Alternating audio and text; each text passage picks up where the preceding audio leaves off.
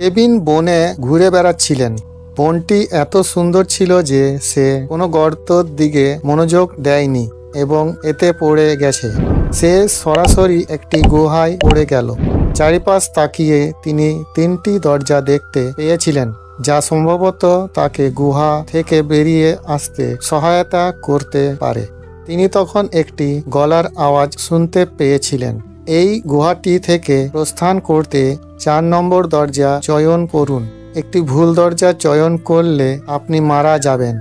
Kevin ভাবলেন, যদি আমার সামনে কেবলমাত্র 3টি দরজা থাকে তবে আমি কিভাবে 4 নম্বর দরজা দিয়ে পালাতে পারবো?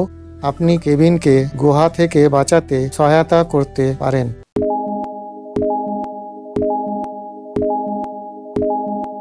সাবধানতার সাথে দেখুন, দরজায় লেখা সংখ্যাগুলো আয়নায় প্রতিছবি। দ্বিতীয় দরজা 4 নম্বর দরজা।